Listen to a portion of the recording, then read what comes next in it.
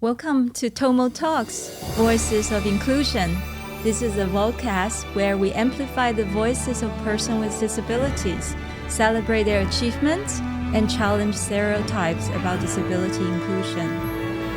Through this series, we will dive into personal stories, groundbreaking insights, and inspiring discussions with incredible individuals who are redefining what's possible. Let's spark curiosity, inspire action, and create meaningful change. Join us as we learn, grow, and explore the power of inclusion. Hello, everyone, and welcome to the second episode of TomoTalks, Voices of Inclusion. I'm William, and this is Patient. We'll be your host for today, and we are happy for you to join us today for a very insightful discussion. So our guest today is Mr. Eric Chua. Doesn't need that much introduction, but I'll do a very long one anyway. He currently serves as the Senior Parliamentary Secretary for the Ministry of Culture, Community and Youth and the Ministry of Social and Family Development. He is also the Member of Parliament for Queenstown.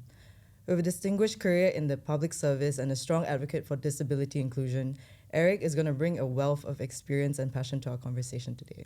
Welcome, Eric. Yay. I wouldn't say a wealth of experience though I've been privileged to be in this sector for the past 4 years. Enough experience. So, Eric, it's a pleasure to have you join us today. We're excited to dive into your journey, your experiences, and the incredible work that you'll be doing to make a difference in the disability sector. Okay, let's start by maybe for you to greet the audience and let them get to know you better. Maybe you want to share a little bit more about your responsibility as a SPS and a Member of Parliament for Queenstown, which is a little bit different from what you do previously. Yeah, so thanks first of all for having me on the show, Patient and William. And this is my first appearance on this podcast series. Very honoured and privileged. And I guess what I do in the ministry is really, while you mentioned the phrase incredible work, I wouldn't describe it that way. It's really about working with the different communities to really better, what we see in terms of social and family development in Singapore, especially for my work in MSF.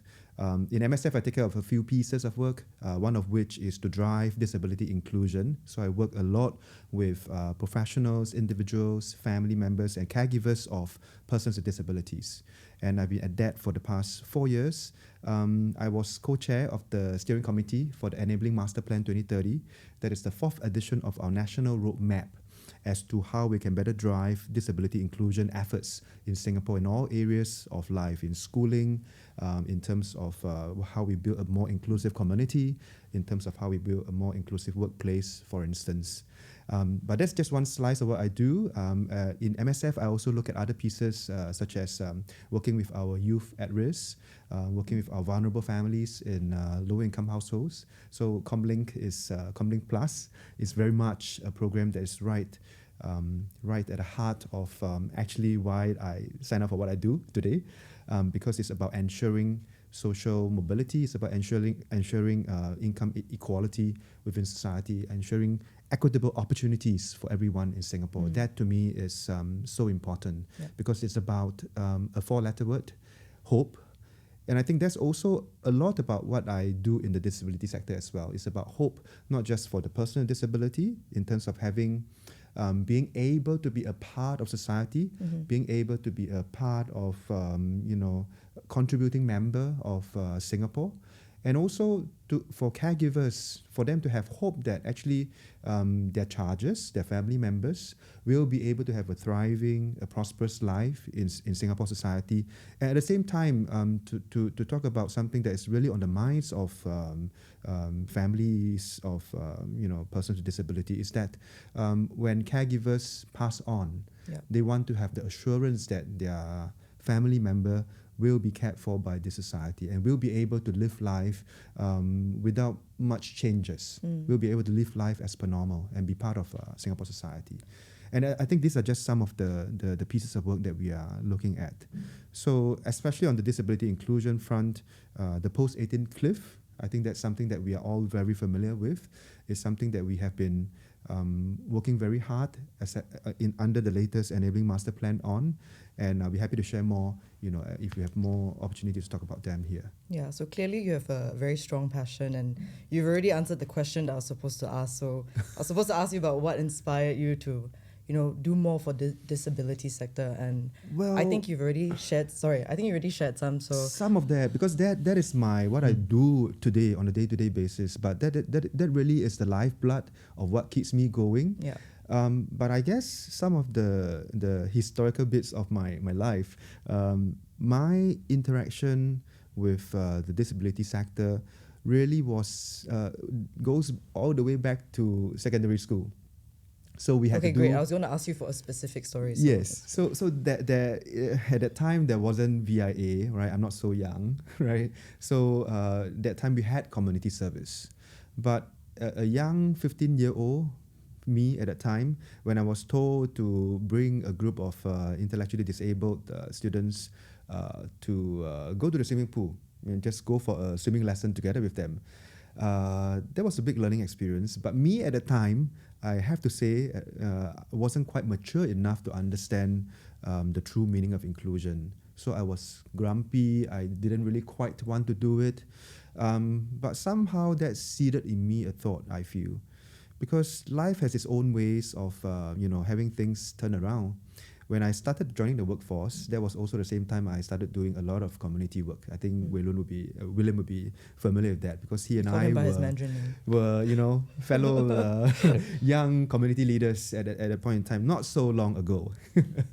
And that's when I started out, being in the community club.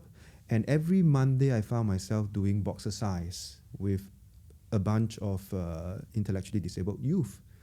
And that's when my whole perception started to change, because I remember there was once I went away with my wife on a holiday, and then so those couple of Mondays the youth didn't quite see us at the boxercise sessions. But what happened was, after we came back, Brandon, the youth that I was doing boxercise with, came up to me and asked, "Hey, young man, where were you last week? I miss you." And young man is how so actually his parents, his caregivers call him. They don't call him Brandon, they call him, "Young man, what are you doing?" and he affectionately called me, "Young man, where were you? I miss you, Yeah. And that was how I felt, hey, actually, there's a whole lot of meaning in this. And it was then that I've really significantly had a turnaround, 180 degrees turnaround into my view. So that one interaction really changed things. Fast forward years down, late 2010s, my friends, or my wife's friend then, invited us to go for a concert. It was an inclusive concert. It was a concert by then, Very Special Arts. The concert title was Welcome to My World. And I saw how artists with disabilities and artists without disabilities took to the same stage, stitched together a near perfect performance. I tell you, I was in my mid-30s then. I'm thankful that the lights in the concert hall, I remember it was Republic Polytechnic, it was quite dim. So I was quietly shedding a tear by the side of the concert hall, and I was so moved by what I had seen. And then from then on, that really cemented my involvement in the sector, because after that I joined VSA, now rebranded as ArtDis, and I've been staying on their board since. So even after I've joined government, in my current roles, I've stayed on to offer my service as a volunteer board member. And then the past 4 years really has been history. I mean, the past 4 years really gave me a lot more chances to interact with, athletes with disabilities, artists with disabilities. So people like Sophie Soon, Colin Soon, Pin Siu, Teresa Goh, and also in the art sector, Claire, Sky. I recently sang with YE.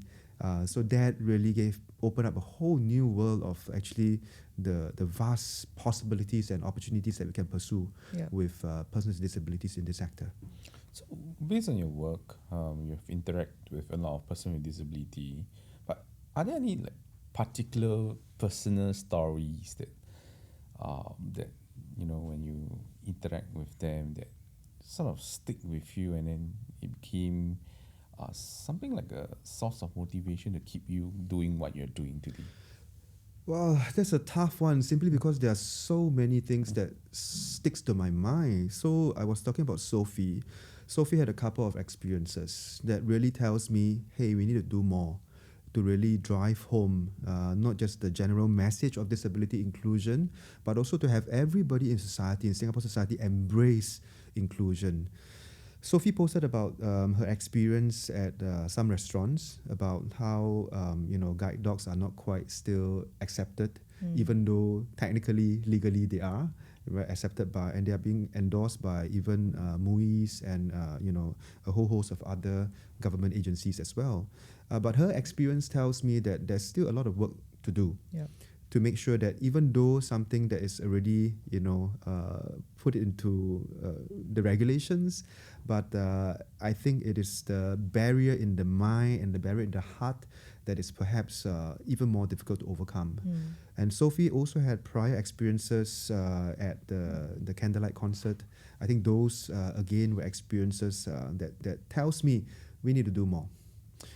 On the sports front, on the arts front, I think I also hear from artists with disability. So I often see Claire, who is a visually impaired singer. She sings very well. She has an angelic voice.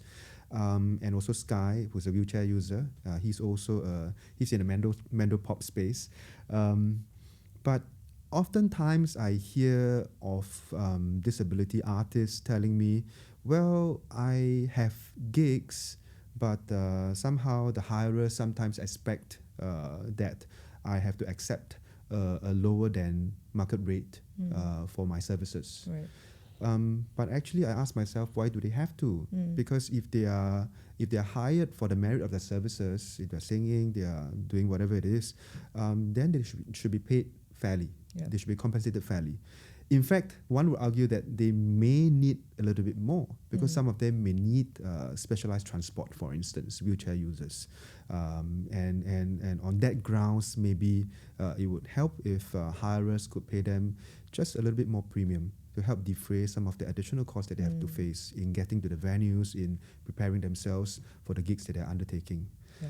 So I think these are just but some of the examples that I hear about, I interact with on a personal basis, and that keeps me going because I know in terms of inclusion, we are going the right direction, but not quite there yet.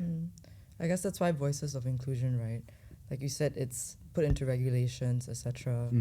But a lot of things go unnoticed. Yes. And you kind of need to have more people join in the conversation. Exactly. And bring the awareness to the front. So even as simple as the design of the bus, right? Yes.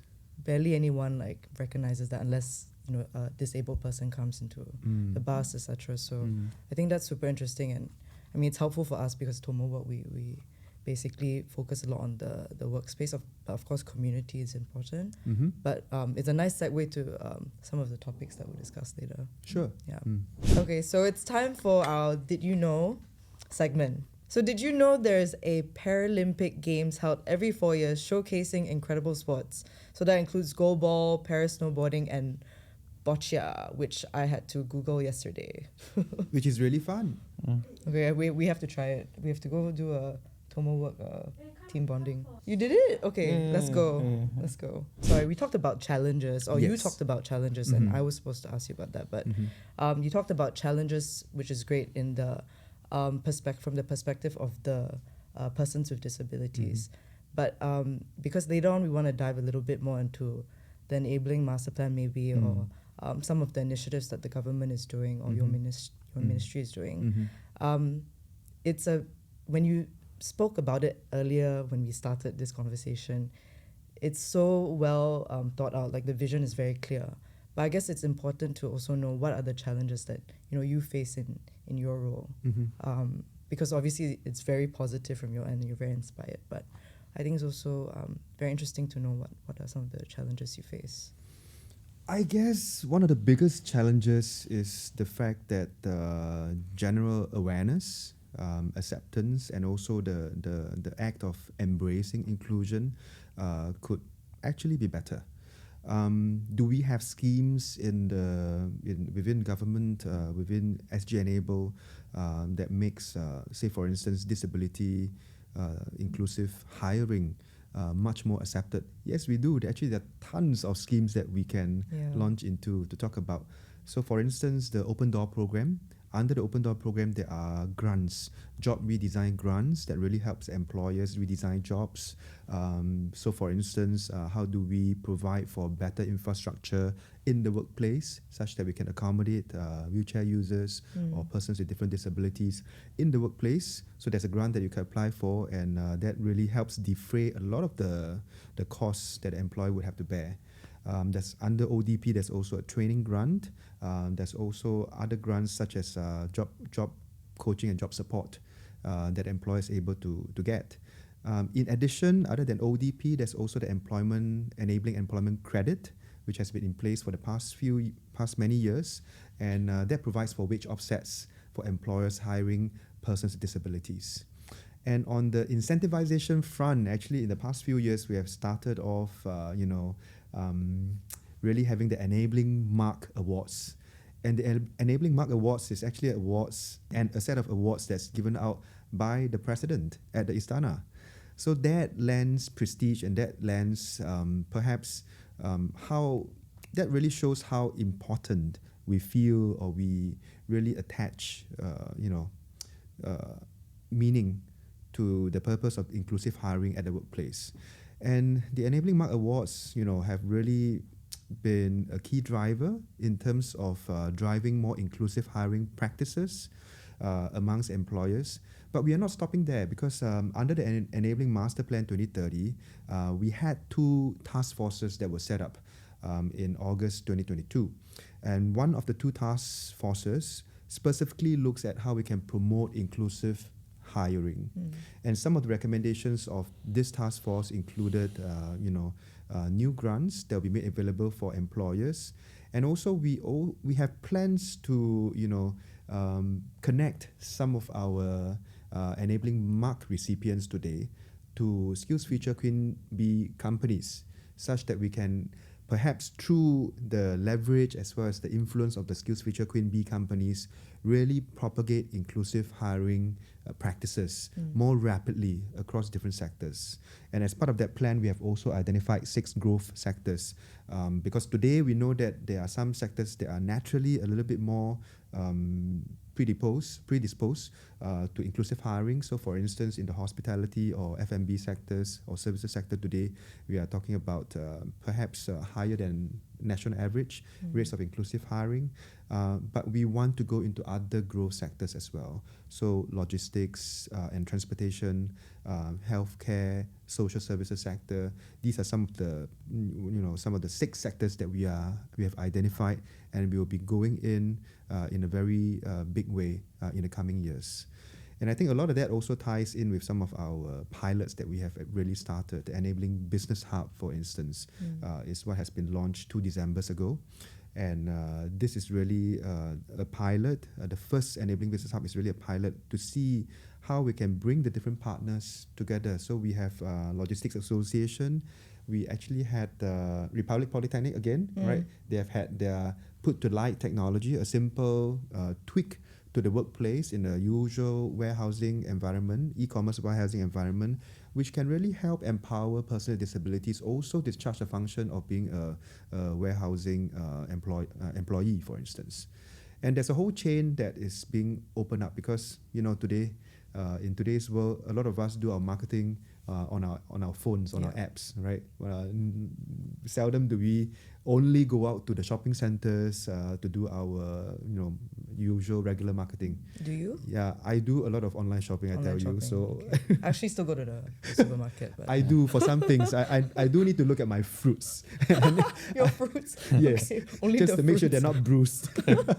But if I'm buying my cornflakes, I would just get it off. For some ESG people might say, ugly foods, look at ugly foods. Yes, that's another conversation altogether, which is the charity food component, which I'm also working very Okay, topic for another time. another day. So coming back, I mean, I've gone one whole big boomerang, but I think what is really missing out is that even though we have all these plans and goodies that are in place, good schemes, I believe, and I'm not saying this just because I'm in government, but I think the take-up and also perhaps even the awareness of the availability of such schemes are not where we wanted it to be, right? So having more employers wrap their heads around, actually it doesn't take rocket science to also become an inclusive employer. At the same time, there's a lot of schemes that we can actually leverage. I think these are some of the key messages. If there are employers that are watching this video out there, please notice this segment. We have government, social enterprise, and business. Later we can do the screenshot of all the schemes that are available. I think available on the screen. But I know what you mean because for us in our business, we're in manufacturing, but at the HQ level, we always, coming up with all these great plans. Obviously we want to go towards a greater vision, but our people are not ready. So it's like what you're saying, they're just not ready to take on these schemes, etc. You're absolutely right. And then we're like, all this effort, but it's a mindset thing, And actually, it's an ongoing effort. Think about it. I mean, it's probably easier at the C-suite level for us to say, okay, we want to do this, we want to support this.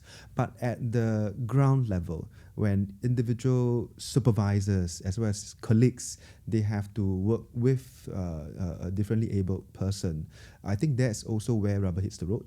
And also it's a process that is going to have to be sustained over time, because you can't just talk about job placement. You also have to talk about job sustainability. How do I stay in the jobs? Let's say what happens when I have new colleagues joining the team? What happens when I have new supervisors joining the team? How do we allow for those processes of getting used to each other, restart itself all over again? I think these are questions that we must think about. And also in the longer term, how do we talk about progression for employees with disabilities who can actually make that progression in their careers? I think these are all issues that we need to talk about.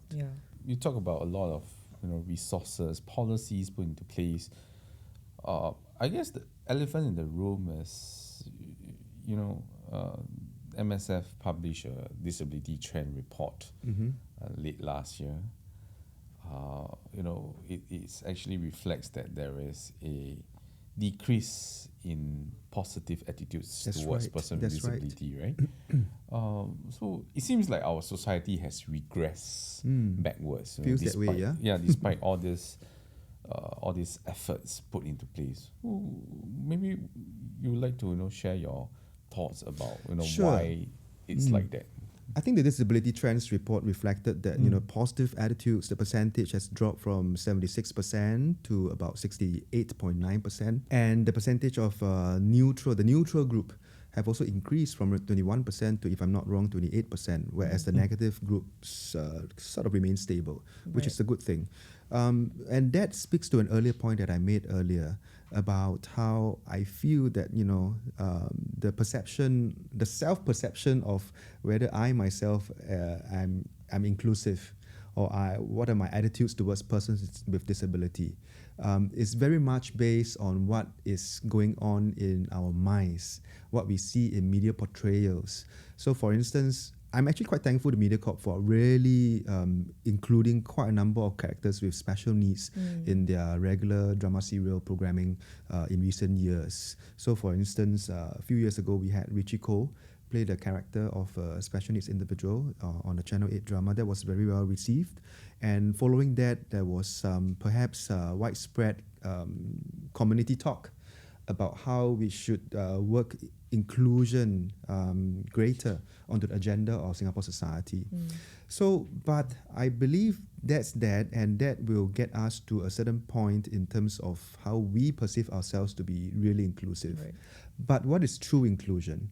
True inclusion is probably strengthened when at the foundations of everyday living, everyday reality, when we go to school, when we go to work, and when we are in the community, interacting with one another, we really interact with persons with disabilities. How many of us can say that we have special needs or fellow student with disability in our schools, and we've had that interaction with those individuals in our lives when they were schooling? And how many of us can say that I have a colleague that is autistic, or that is somebody with mild intellectual disability, or things like that? And I believe that the answer for many of us would be a no. And let me draw a reverse example. I once spoke to a group of moms.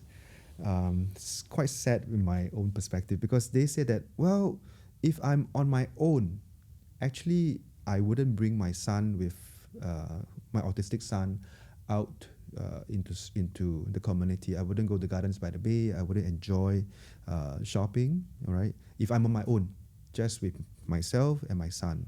If there's a meltdown, I don't know how people around me will react, and generally I don't feel comfortable doing that. But if I'm in a group, then the dynamics change, because you at least have some comfort in numbers. But I ask myself then, does it have to be that way? Does it have to be that way, really? Yeah. Because a truly inclusive society is one that, regardless of what numbers you're in, even if you're alone, and even if you're just, having a meltdown, people around you would try to understand, would not stare, and would perhaps even lean forward to just send a message of care, right? I've heard countless times about how in some other societies, generally people are quite accepting and embracing of persons with different abilities, and even towards caregivers. Some may just lean forward to them in the subway or in the public transport systems to just say, don't worry, you're doing a great job. And I think those little figurative notes of encouragement would really go a long way. Thank you for sharing that part. And I think we're also a little bit curious about what goes on behind the scenes when the government talks about coming up with these kind of policies, or even looking at these reports, because it has a lot to do with behavioral psychology or even occupational therapy. Do you have experts like these advising the government, or? We do try to get different experts chiming in as much as possible. So recently with SG Enable, actually we have mobilized kind of like it's still a working name, a public education standing committee, to really look at how we can not just really work in the message of inclusion onto society's psyche and radar, but really to have people embrace inclusion as part of our societal DNA. There's much work to be done. Last year, SG Enable had a online campaign called the Unawkward campaign. I think that was really a good way, through good-natured humor, to really bring out about, hey, who's the one who is truly unawkward here? Or who's the one who's truly awkward here? Did you hear about this? Yeah. Okay, I didn't know about this. I should have gone. Yes. And they actually had talents who were persons with disabilities themselves. So Carol Ann, she's a wheelchair user and quadriplegic. She had unfortunately lost the use of her four limbs.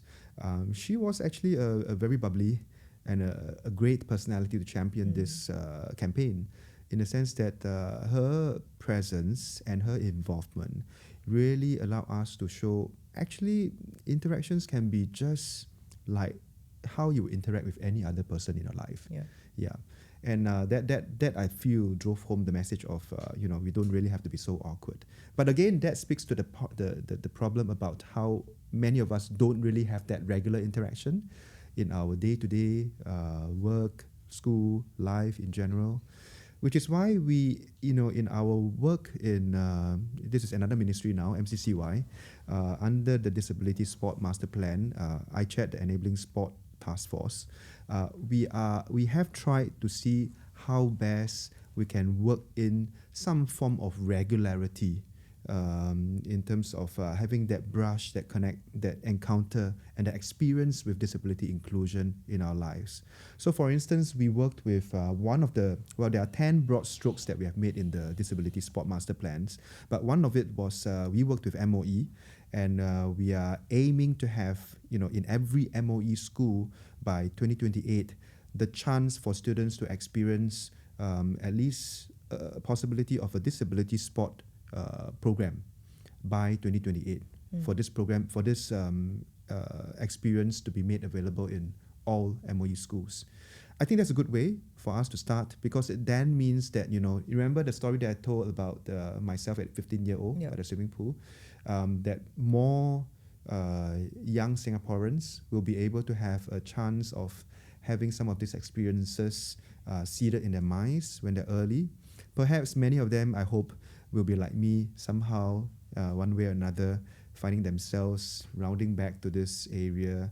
Hopefully, some of us will be volunteers in this space when they're adults, when the next opportunity arises. And I think these are good opportunities for us to really work in inclusion into everyday living. Another piece under the Disability Sport Master Plan is really about how we can really grow sporting opportunities for persons with disabilities within the community itself. So as of the end of 2024, we have actually designated 5 community sporting nodes to be para-sports community hubs.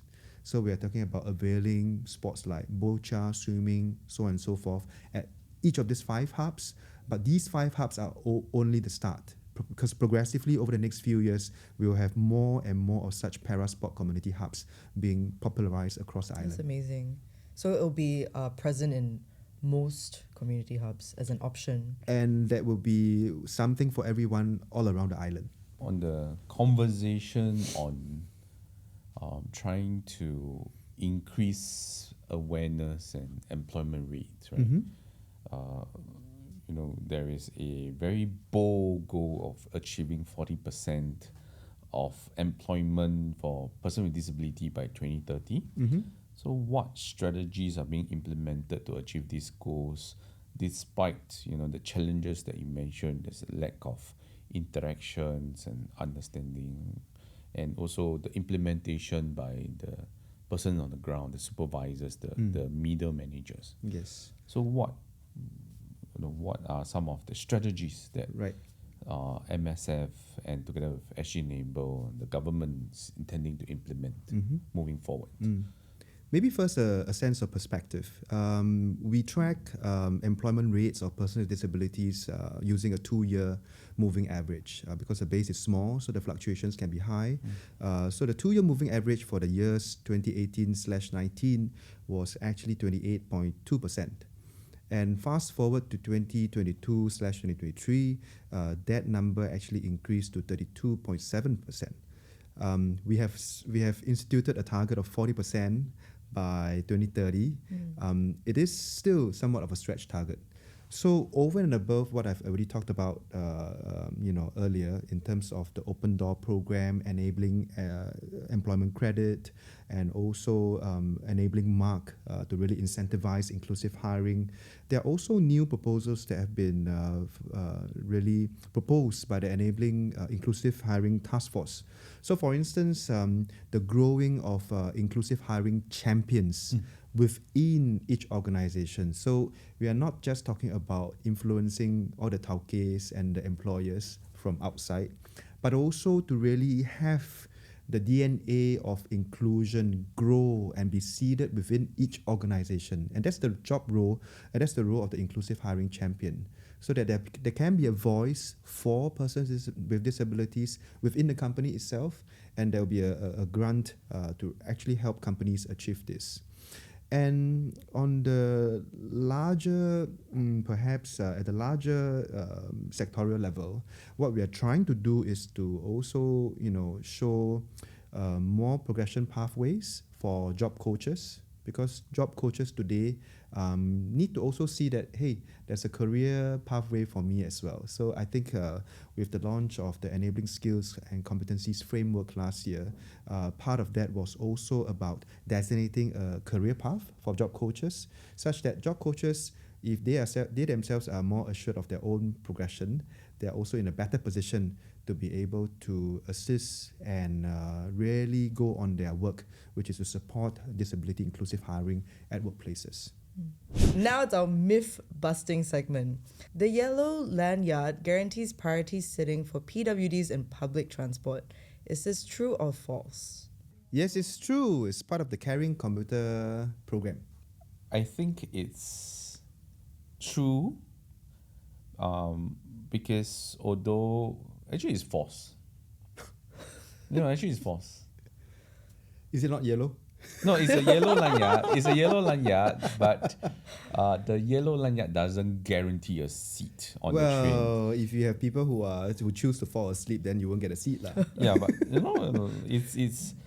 it's a sign to encourage graciousness amongst commuters. Yes. So although it doesn't guarantee you a seat, it allows members of public to recognize that this is a person with disability and he With or some she needs. may need a Yes. seat. Yeah. Yeah.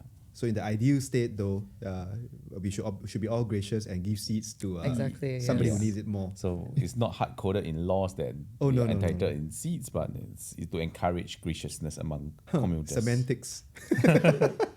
So we're talking about the workplace a little bit. Yes. So I think one big part that's relevant for businesses, workplace culture. Are there any? I mean, you mentioned inclusive champion. Yep. Allowing grants, providing grants for it.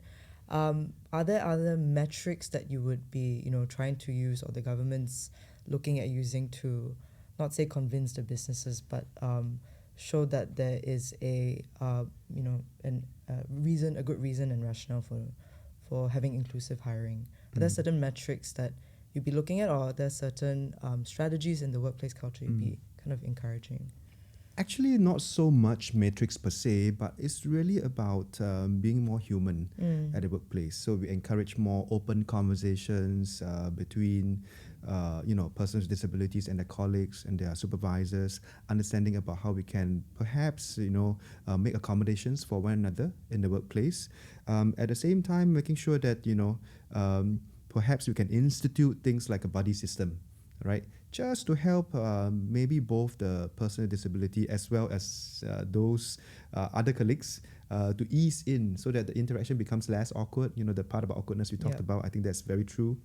And I think what we really want to drive home amongst employers and amongst teams at the workplace, perhaps what is useful is to also share some of the some of the research that's been done locally. So a couple of years ago, 2022, SG Enable has this piece of research that's been done to show really the benefits of a more inclusive workplace. Actually, I was quite encouraged by the set of findings, because that research found that actually teams that are more inclusive generally tend to have a greater sense of purpose. So a sense of purpose means that your employees and your teams are more driven, and they tend to also be more customer-centric in terms of thinking.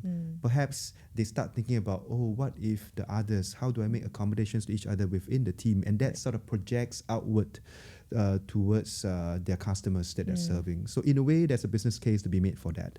And also, teams that are more inclusive tends to adopt simpler processes, work processes, that are at the same time more digitally enabled, because they do want to make sure that their fellow employees are able to, perhaps enjoy or go with everyday work with simpler processes.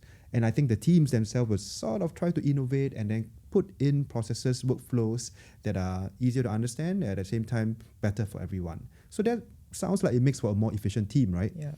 So that study in itself gave me a lot of food for thought and gave me a lot of hope, because that means that having an inclusive team It's not just good to have. It's not a nice charitable little objective in the office, but there's an actual business case to be made for employers. Yeah. And this was a study done in Singapore? In Singapore. Okay, wow. Yes. We interact with a lot of employers. I think they are all aware about the business case about hiring a person with disability, but I think it still boils down to, for them, they see whether does the pros outweighs the cost, and the cost also involve things like time spent implementing some of these things you talk about, right? So how do you, or what would you say to these employers who are sitting on the fence that sort of wants to hire but they just can't cross this whole hurdle of or justifying the business case for hiring? It's a very real situation. I think I have to also say a word in the shoes of the employers, because the past few years, especially as we come out of COVID, the whole work culture, we have seen a marked shift, right? And employers today, also partly because of what we try to do to make Singapore a more family-centric kind of society, we have seen quite a number of demands being placed on employers. So, for instance, they have had to work in things like the new shared parental leave scheme, and also to be able to accommodate flexible work arrangements within the workplace. I think these are some of the big changes that employers have had to grapple with in the past years. And also recently in Parliament, we passed the workplace fairness legislation. All this would have an impact on the employer's calculus, right? So I would just say this to employer: go at a pace that is comfortable for you, but acquaint and familiarize yourself with the whole suite of schemes. I've already mentioned many of that earlier: the ODP, the EEC, the upcoming grants, right, as well as the employer development grant. These are some of the new schemes that are coming up. Acquaint yourself with these, and also look at what are the criteria to be an enabling mark recipient, for instance. How far off are we from that? Actually, it is not a rocket science bar that we're talking about. And many employers do stand a chance of being an inclusive employer as well. And then perhaps have a conversation within the management team and with your workforce, and to see how ready are you to move ahead with this. Because it's not enough just for C-suite to give agreement. Yeah. And then have the rest of the company say, "Oh no, be squirmish and be not quite ready for it." But if there can be a corporate conversation that's really hovering around more inclusive hiring practices, and whether the company is ready to embrace inclusivity, at its very heart of its operations and processes, I think the more companies start even doing just this, I think it's a good sign.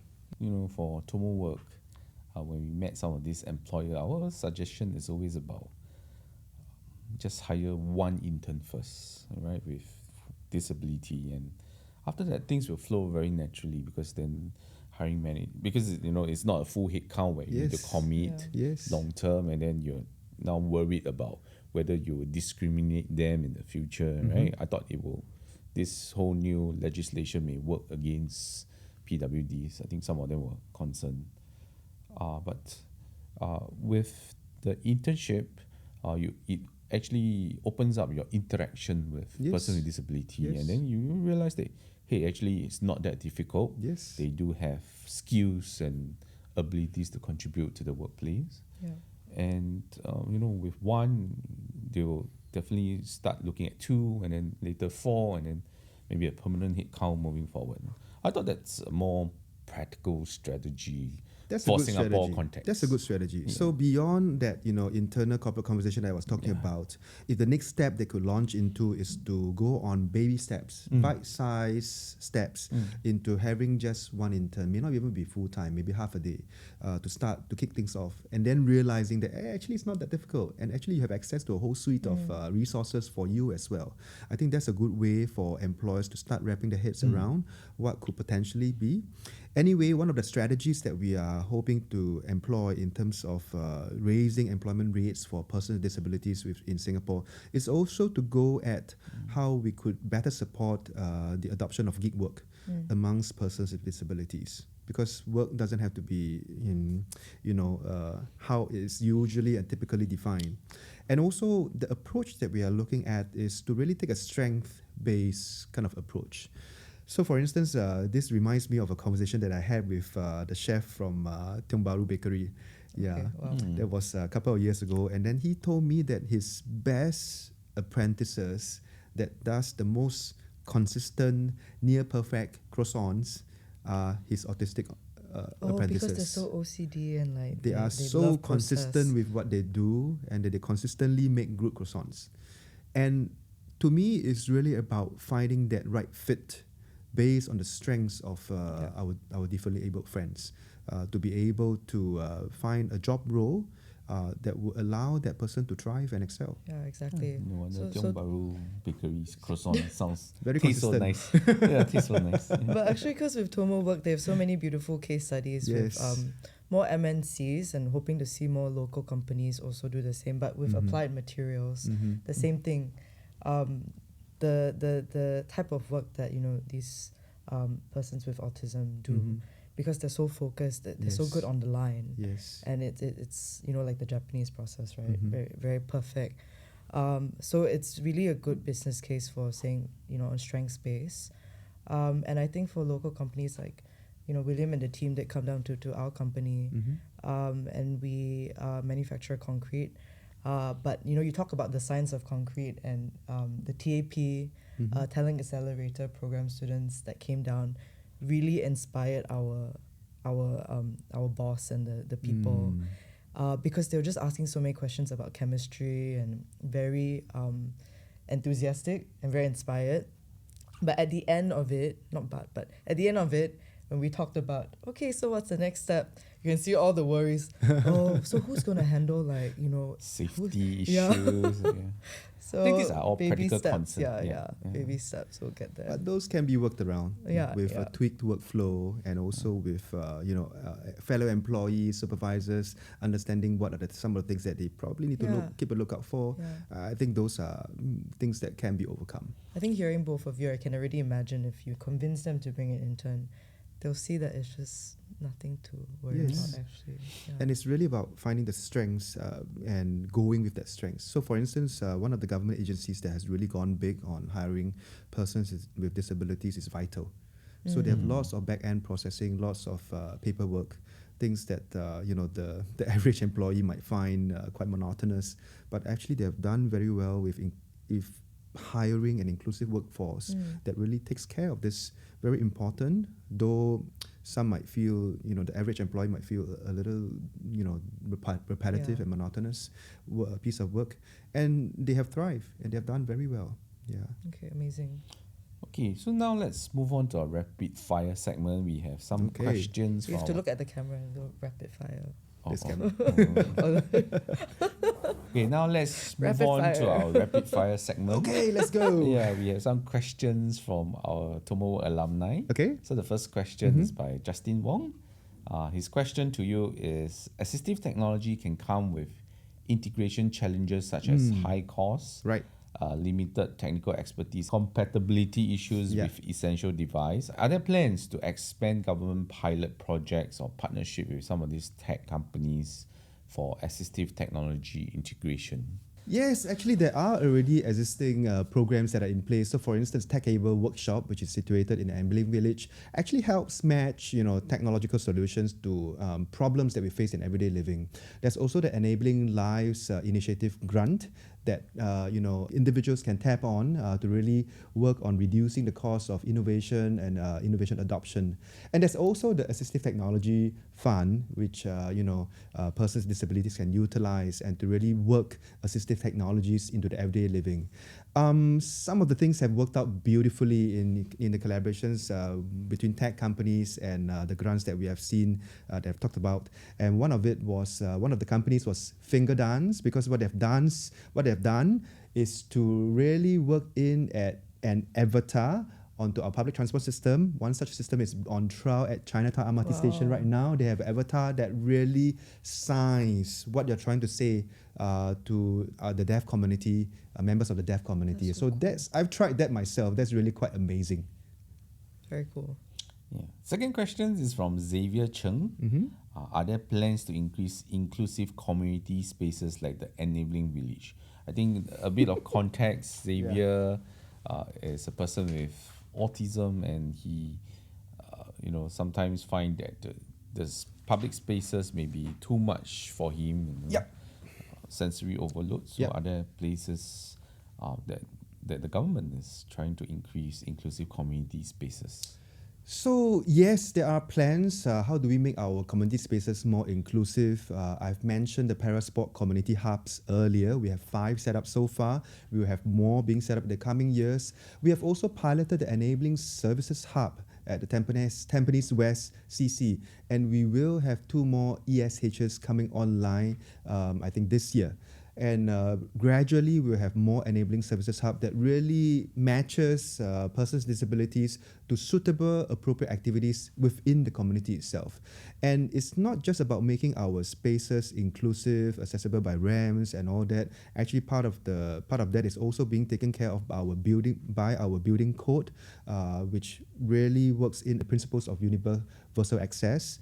But it's also about programming. Because no point having spaces, but there's no programs, there's nobody for you to interact with. We have also set up the Enabling Sports Fund, which we aim to raise $10 million by 2030 to be able to allow for programs that really brings together different parts of the community through inclusive activities.